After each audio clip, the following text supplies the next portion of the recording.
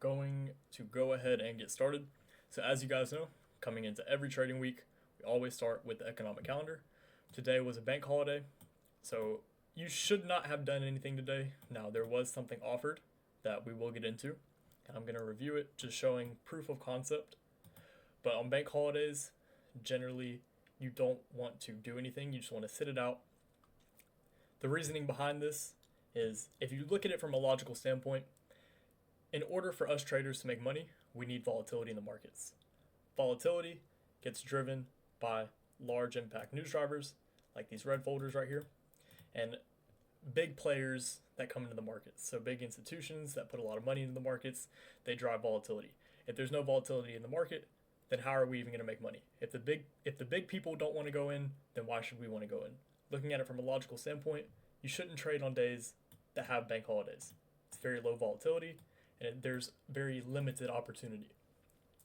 But tomorrow, we have 9 p.m. President Trump. That's one of those filler news events that doesn't really mean anything. It's coming out in Asia session. So this isn't really too important. I don't really care much about this. But in the morning session for Tuesday, because we mainly focus on the morning session, since it is the day after a bank holiday and there's no high impact news, we could see it be a little bit more trickier to navigate. And I don't know why I have Farming Simulator on my screen right now. But you could see it be a little bit more trickier to navigate. And the reasoning behind this is if you see a weekly cycle sequential SMT between Monday and Tuesday, it is lower probability because whenever you have a bank holiday, the day of the bank holiday and the day after are considered one daily candle. Now, this is something that not many people have picked up on, but if you go back, well, really, if you look at this week, you can see that Monday and Tuesday are coupled and they're doubled. If you look at it on a daily chart, you'll see that the current daily candle hasn't even closed yet, but Monday price action is still within there. So that's why days after bank holidays are considered lower probability, because it kind of throws off the sequence that we use, if that makes sense. But Wednesday, we have 2 p.m. FOMC meeting minutes. This could be a little bit trickier to navigate. As you guys know, this is one of those low probability news events. Now, does that mean there's going to be nothing to do at all? No. In the PM session, you guys already know if there's a TPD with narrative, and then within a TPD or reversion level, golden. But don't come into Wednesday PM session with too high of expectations. Thursday, we have 8:30 unemployment claims. This is a high probability news event, so Thursday we could see opportunity form in the morning session. This Thursday can be one of those clean days to really encapsulate majority of the week. And Friday we have 9:45 flash PMI. Again, Friday, that's where we could see our opportunity form for the week. So Thursday and Friday, we can expect that to be the high or low of the week. So now looking at the charts, as you guys already know, we've been bullish. We've been wanting to see bullish delivery. That's what we've gotten. We have S&P, the NASDAQ, and the Dow. We're looking at it on the daily time frame. And just to get a little sidetracked to what I was talking about earlier, as you can see, this daily candle right here doesn't close until what would be the Tuesday daily close, but this also encapsulates Monday's bank holiday price action. So that's why if you see a weekly cycle sequential SMT between Monday and Tuesday, it's kind of like a false SMT, if that makes sense.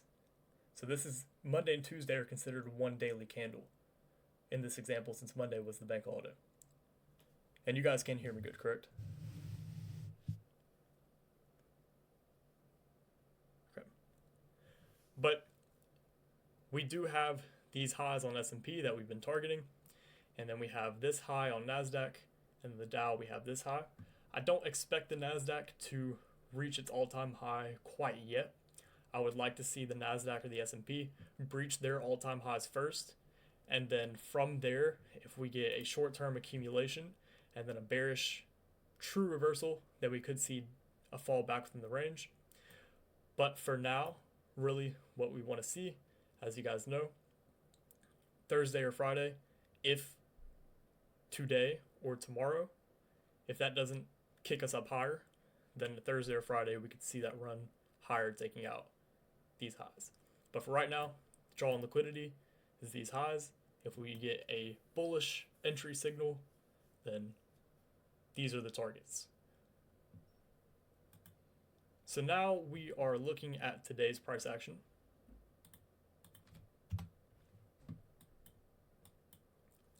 And as you guys can see, there was a 1 hour TPD with the 6 a.m. candle. So the Dow, which I don't know why the text is so small. There we go. The Dow, as you can see, there was a cracking correlation between candle 1, candle 3, with the NASDAQ and the S&P. There was that cracking correlation. So this was a low probability TPD. As you can see, the Dow continued higher and higher and higher, while the NASDAQ and the S&P, well, the S&P kind of stayed consolidative, while the NASDAQ went down and offered bearishness. This is a telltale sign of low probability price action. Whenever you have the Dow trending one direction, you have either the NASDAQ or the S&P trending another direction, and then one of the other assets are just consolidating. So each asset within the triad is just doing its own thing. That is telltale sign of low probability price action. But using the logic of reversion levels and TPDs and knowing the proper asset to trade, you still could have, I'm not even going to say trade something off this, but tapered something off this, because we're not supposed to trade bank holidays. So we have that TPD right here, and the telltale sign that the NASDAQ was weaker is if we look at,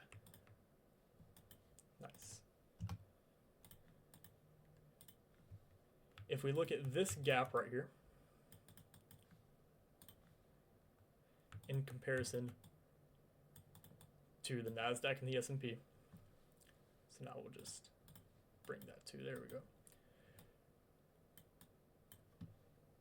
You don't necessarily need, the TPD can tell you which asset is stronger or weaker, but by comparing gaps in price action and certain candles, you can gauge strength and weakness. So this TPD right here, this one formed, especially if you look at the opening price of candle 2, it formed below the midpoint of this gap. But if we look at the S&P, it formed above the gap, that opening price. So this right here is a way to gauge strength and weakness. As we can see, NASDAQ is stronger to the downside because the opening price of candle 2 is below the midpoint of this gap, while on the S&P, it's above the gap entirely. So choosing the correct asset, and this is something similar to last week with that 4-hour inversion fair value gap. As you guys know, there was a cracking correlation inside of that gap. This is another one of those things with comparing the opens and closes inside of gaps. So I'll say that one more time. This fair value gap formed at the exact same time on both of these assets. The S&P formed the TPD. The opening price of that candle was above this gap, while the NASDAQ opening price of this candle was below this gap. So there's a cracking correlation between the gaps. Now that doesn't give you necessarily the entry signal. That just tells you, okay, the NASDAQ is weaker, well not weaker, but stronger for downside movement. And if we see this TPD right here, if we look at this price action on the 15-minute going from the hourly time frame to the 15-minute time frame, we can see there was this reversion level right here, price retraced inside of there, and then dropped lower, while the S&P ran the high of London session, completely ignoring that TPD. And yes, I get a lot of questions, or I've got a lot of questions so far, of should you look inside, or once price hits a reversion level, should you look on a lower time frame and look for something to confirm that? You can if you want to, but as long as you know the correct asset to trade, you don't really have to worry about it, because within here at 9:30 was right here, at 9, if you look within here, there was, I believe, there was a TPD right here, And then within here, there was another reversion level that price used to draw price higher. But this is in the time that we usually look for something to form. So as long as time is correct and you have the narrative established, then you're golden. Now, narrative wasn't really too much in play here, so this still was quote unquote low probability just because it was a bank holiday. We've been trending higher, but we formed a TPD and then price formed the SMT. While the NASDAQ created the failure swing, but where did it create the failure swing inside of? That reversion level. So as long as you know the correct asset to choose, you don't have to worry about a second stage inside of that reversion level. But if you want deeper precision, you absolutely can look for something to do. Look for an SMT, look for another TPD, whatever the case may be, to confirm that reversion level. So now we can do some Q&A.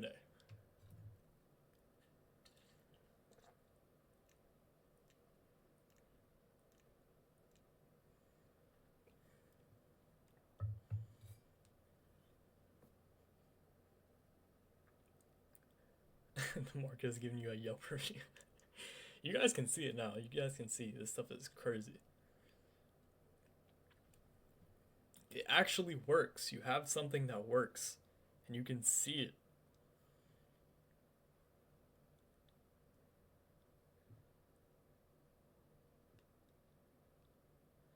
Does the one daily candle between Monday and Tuesday affect the true week open? No.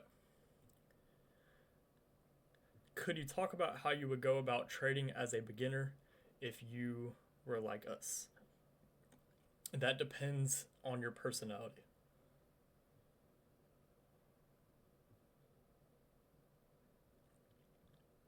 Since you're so brand new, you don't know what your weaknesses are yet. And the only way you're going to figure that out is by means of experience and actually going into the marketplace. What my biggest flaw was earlier on, perfection. I could not handle taking a loss. And I went through a period of time to where that was just my biggest issue.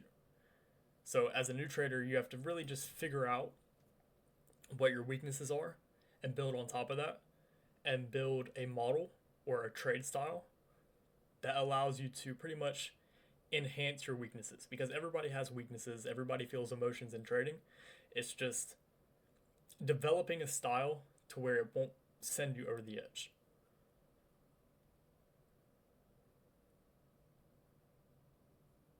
For me, since mine was perfection. And you guys can see now that I have amazing entries. I have great precision. You've seen it. But earlier on, I was trying to get to that point, and I would frustrate myself so many times. So what I had to do is develop a system that would allow me to be not quote unquote perfect, because nobody's going to be perfect in the markets, but accurate, just highly accurate. So my main focus is the weekly range and the daily range. I hate scalping. I absolutely hate it. I'm naturally an impatient person, and it might seem like I'm very patient, whatever, but I had to develop a system that forced me to wait for certain things to play out during the week that would allow me to get the precision that I was looking for. If I go in there and scalp, I know my limitations. If I go in there and scalp, I will do damage to myself, just because that personality trait will come about, and then I'll do things impulsively just because of trying to go in there and scalp the 1 minute chart, the 15-second chart. I hate scalping. Can't do it. The only way I'm able to stay level-headed is the weekly and daily range. So that's why I avoid scalping at all costs. I know it might seem like I'm very patient, but I had to force myself to only trade the weekly and daily range to get the precision I was looking for. If I go in there on the 1 minute chart, I'm going to get frustrated. I hate scalping. I cannot do it. And that's just one of those things you have to learn through experience, because I started on a 1 minute chart. I thought that was the way. But now I look at people trading 1 minute chart, I'm like, I don't get how people do it.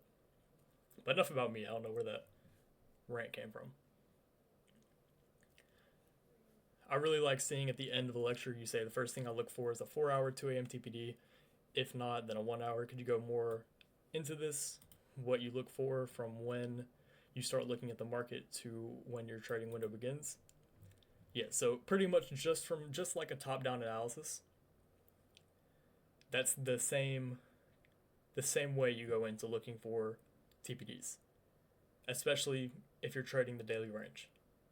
So majority, as we know, majority of the opportunity forms in the morning session. So if we look at that entire morning session and we break it down to what can help us predict that morning session, the 2 a.m. TPD is going to be the highest echelon, because there's a high percent chance that you'll see a daily sequential SMT form that will kick off a morning session run.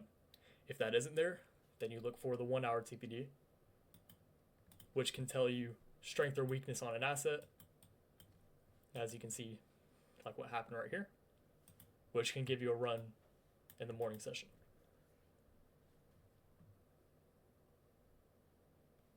So it's just going from top to bottom and just thinking in terms of probability for things that will tip its hand.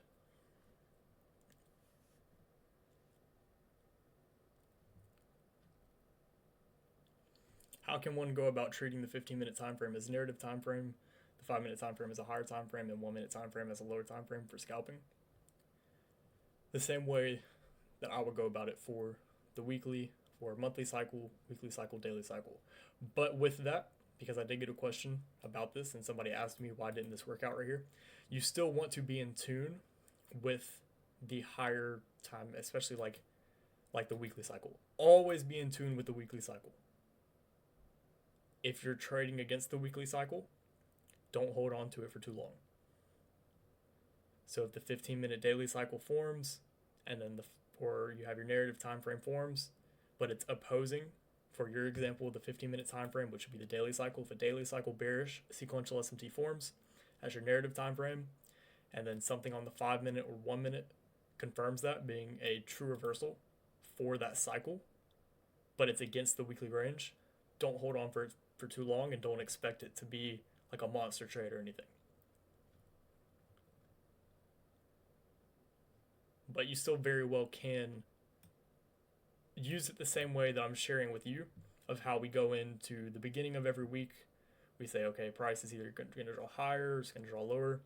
You have that established from your narrative time frame, and then you're working within the parameters of the 90-minute cycle and the micro cycle to actually gauge that direction. Will we have some backtest sections, and can we have a space in Discord to share screen instead of VC only? Yeah, I'll get that sorted out. And one day we can have a backtest session.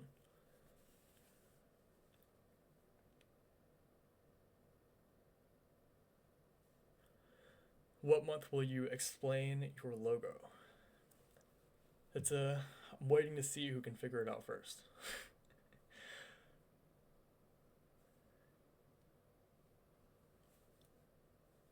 Does it mean the same thing as the formula on your Twitter banner? Yes. How did you overcome the struggle of not accepting a loss? So with that, how many times, and this is just public vote right here, how many times, especially whenever you guys are new, came into the market, took a loss, it wasn't even that big of a loss, went back in, took another loss, maybe used risk management on that second loss, went back in again with more leverage, and then took another loss, and then went back in and pushed and pushed and pushed, and then bam, before you know it, blown account. How many times has that happened to you guys? Exactly, it's happened. It happens to everybody. There isn't a single profitable trader that walks this earth that hasn't had that happen to them. But it's what you learn from it. How are you going to combat that? Because now you've made the mistake. The only important part is learning from that mistake. If you don't change your ways, if you don't become better from it, then you're just going to continue having that same exact thing happen over and over and over again. So you're faced with two decisions. You either, one, change and then become better, or two, you follow in the same mistakes over and over and over again and lead to nothing and just walk in a circle. Those are your two options. And that's just the reality of it. If you continue making those same mistakes over and over again, you're not going to get anywhere. So yes, everybody, that happens to everybody. It's just how long are you going to allow it to happen for? Are you willing to have the discipline that's required to change?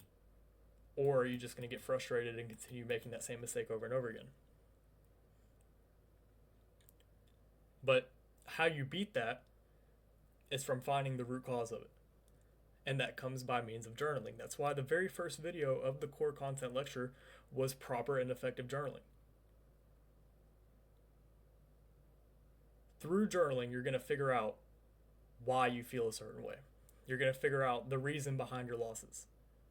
And while everybody does have a losing trade, everybody's going to eventually take a loss. That's just the reality of it. But you're going to be able to get to the root cause, not only in the charts, but through yourself. And once you understand the root cause of why you make impulsive decisions, or why you do specific things, whether it's something outside of the charts, whether it's family, whether it's friends, whether it's you hate going to work, that's where you find your root cause. And once you understand, okay, this is what's driving me to do a certain thing. Once you understand it, that's whenever you can change or have the ability to change. Because the next time it rolls around, you can be like, okay, the only reason I'm going back in here with way too much fucking leverage is because I just want to get out of my job so bad. It's the only reason I feel this way. If you identify it and you understand the root cause, it's a lot easier to combat that. Now we're getting more into psychology, because I've been getting asked a lot about psychology. So hopefully that aided your psychology lesson. And yes, we'll have a psychology lesson in the core content.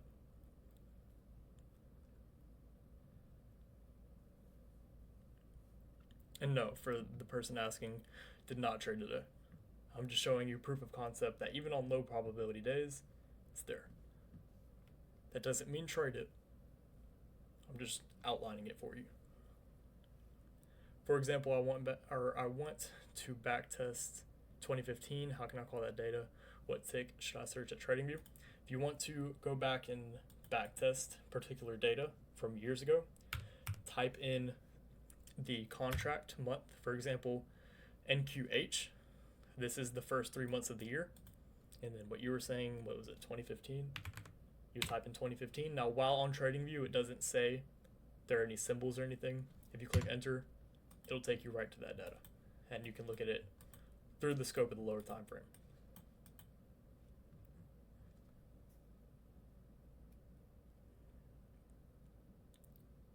Do you read your journals and reflections after every day and every week? Majority of the time, yes.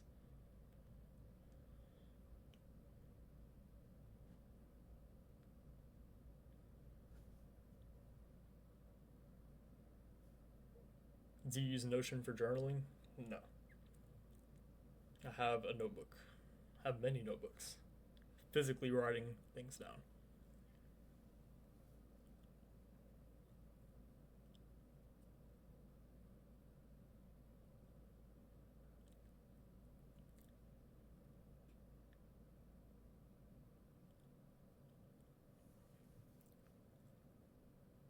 Trading is so crazy, it will literally mentally burn you. Yes, but it only mentally burns you if you allow it to.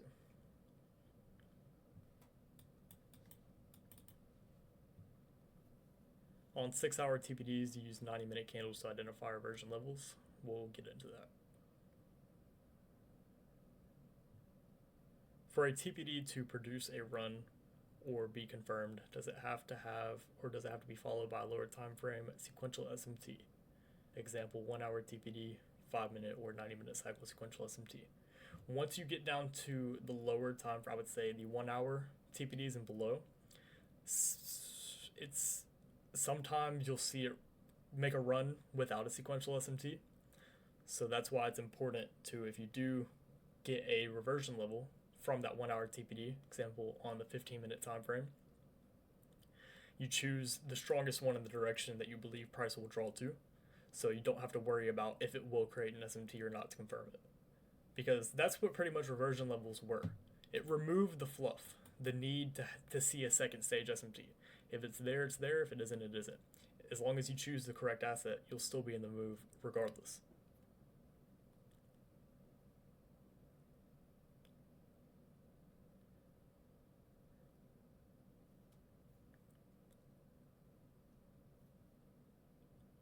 When do you think someone should quit their job?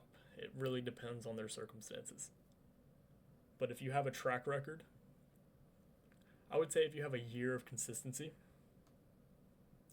and you have a good pool of money saved up, then you're good. But trading shouldn't be the only source of income.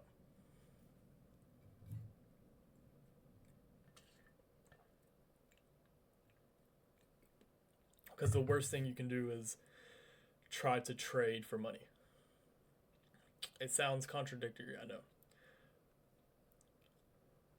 But if trading is the only source of income you'll have, you'll be a lot more stressed and you'll secondhand guess yourself a lot more, which in turn will give you a worse performance.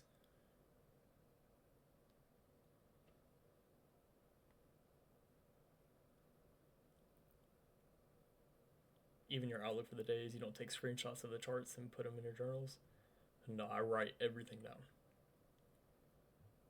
Rarely do I take screenshots.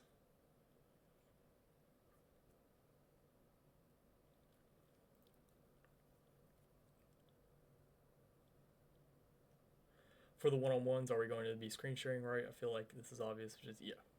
And I'll probably after this put out a thing on WAP because it's going to be a first come first serve kind of deal. I'm probably going to do 3 people a day, which there's not that many of you for Q1, but I'll do 3 people a day. You'll have 30 minutes each, and then probably like a month and a half, 2 months, get everybody through.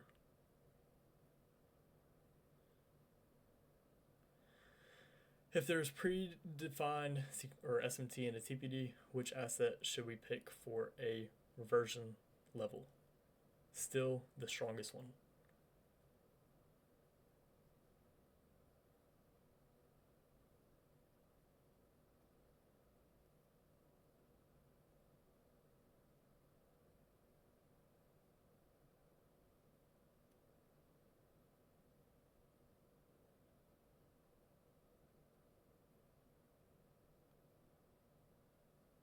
If the 8 a.m. candle, you could see a 90-minute SSMT sometimes in TPD part 2. Yes, and that aligns. The 8 a.m. candle is the most predominant because it aligns with the 90-minute cycles.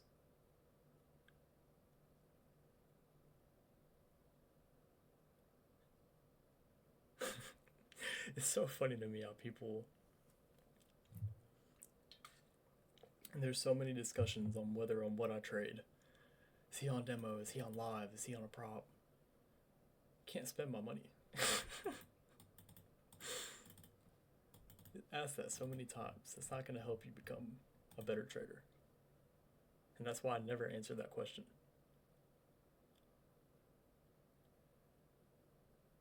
If I were to show you a $5,000 trade, how is that going to affect your trading?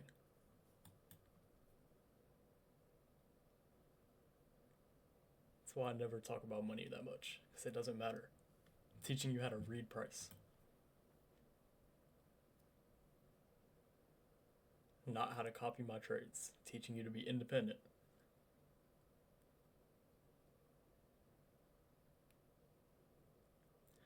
Do you trade the Dow if it's the strongest? No, I never touch the Dow.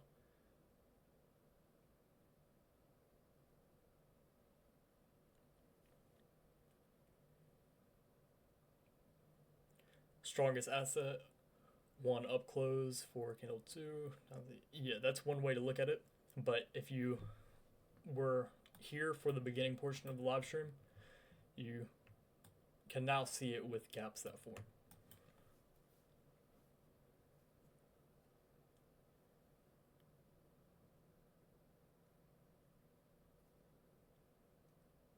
Will the one-on-ones, will they be only one time in the year? Or we can do follow-ups.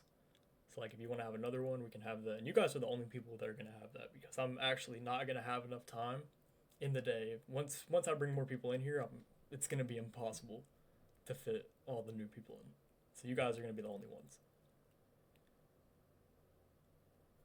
How do we see the monthly and weekly cycle sequential SMT with the TPD and 6-hour TPD confirmation against our higher time frame draw on liquidity? The one that formed right now. If anything, this is low probability, so don't take my word as the gospel or anything for this. But really, what I would like to see, and I'm going to say this one more time, low probability. But I'm right now monitoring to see if the S&P can trade inside of this gap, while the NASDAQ will, on this candle's open, high, low, close, trade within this candlestick's range, leaving this gap unfilled. That's really what I'm monitoring right now. So the S&P comes down here and then trades higher, while the NASDAQ comes down through here and then runs higher.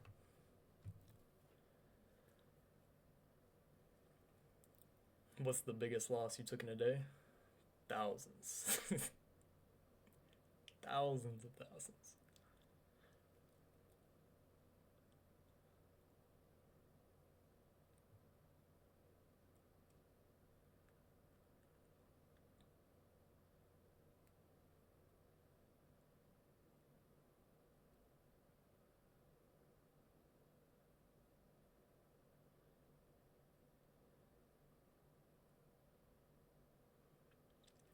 What is your daily routine? Usually wake up around 5:45 a.m. And then, well, I'm Central Time, so I'll say everything through Eastern Time because that's what we run off of. Usually wake up around 6:45 a.m. and then from that time to about 8, I'm just kind of waking up, getting myself ready. And then from about 8:15 to 10:30ish, that's whenever I'm actually watching the markets if I choose to look for something to do on that day. And then from there, the rest of the day is just work. Outside of trading that I have.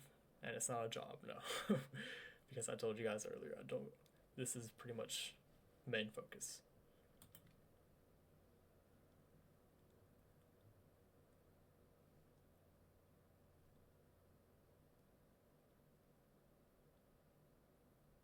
Is it possible to do some of the one-on-ones before 7 p.m. Eastern for the ones that live in the... Yes. So what I'll probably do is some days throughout the week, hold it earlier in the day for Eastern Standard Time, and then some of the days do it later in the day, just so everybody has a fair chance at getting in at a good time. Do you plan to hire a programmer to build an indicator for your concepts? The thing is, and I think I saw another guy talking about he was trying to make an indicator himself. I mean, if you want to, by all means go for it, but an indicator can't determine narrative. There's always human discretion that comes with these concepts, and that's what you're paying me for, is to cancel out all the things that don't matter and show you what you should focus on.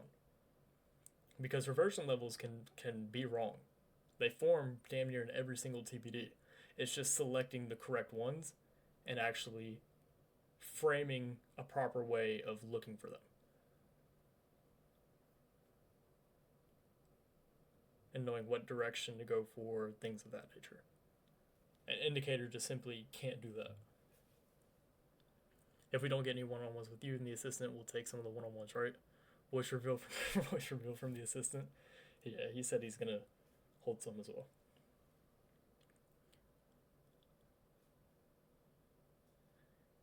If I have to see valid TPDs with an indicator and make it make it easy to visualize during live market, please give rules the same as the latest core concept lecture reversion levels. Yes, everything I've released so far about TPDs, you can just code that and that should be more than enough.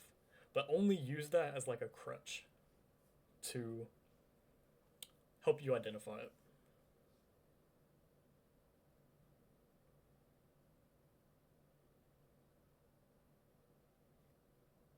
Based off your experience, what percentage of time did you find a Kraken correlation that triggered a reversal using the Dow. Like I said, it's very discretionary. But you guys already know, I care more about the relation between the S&P and the NASDAQ than I do the Dow. And more times than not, if something forms with the Dow, I just completely ignore it. If the Dow is correspondent with premium and discount, it can be used as long as it's confirmed. But actual percentage, I would say like 35% of the time, a Kraken correlation with the Dow actually works.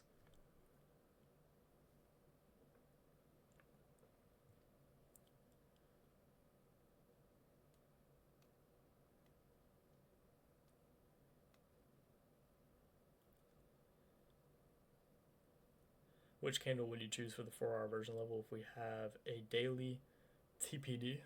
I believe you're talking about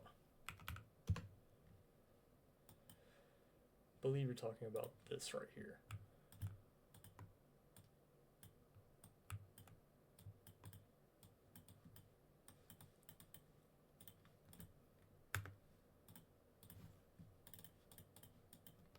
Which, yes, best case scenario,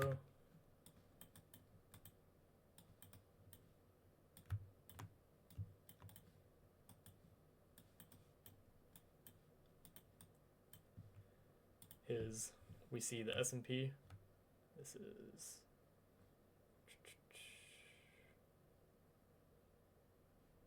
best case scenario. We see the S&P drop under this low, and then we see the NASDAQ trade into this wick, and then continuation higher on both assets. So this would be reversion level right here. But this is low probability just because you guys already have the context. Monday and Tuesday, this daily candle is paired together.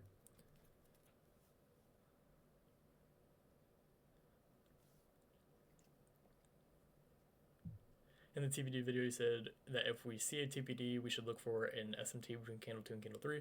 What are the caveats to that? For example, the 4-hour 2 a.m. TPDs last week, 6 a.m. made a failure swing on all assets. Maybe news are factors.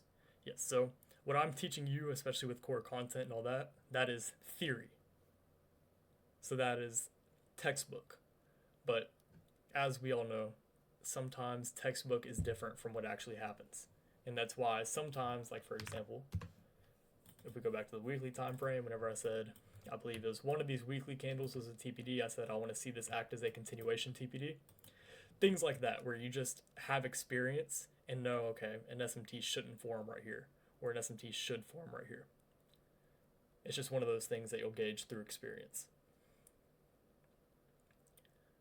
But I've said in the past, sometimes a TPD just won't have an SMT.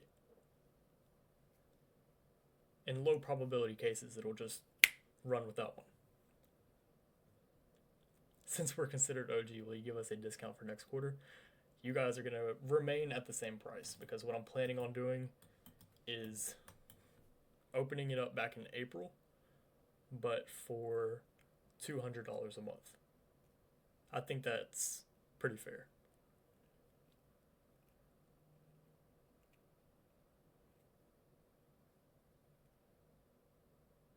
So you guys got it cheap.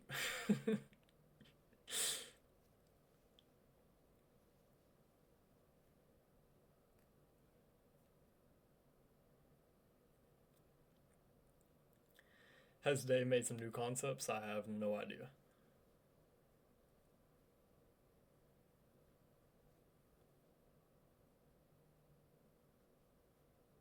Yeah, so all of you guys, if you paid for quarterly, it'll just be another $300 in April.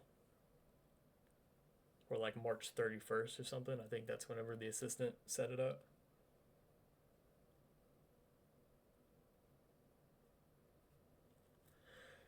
Oh my goodness, we've already been here for like 40 minutes.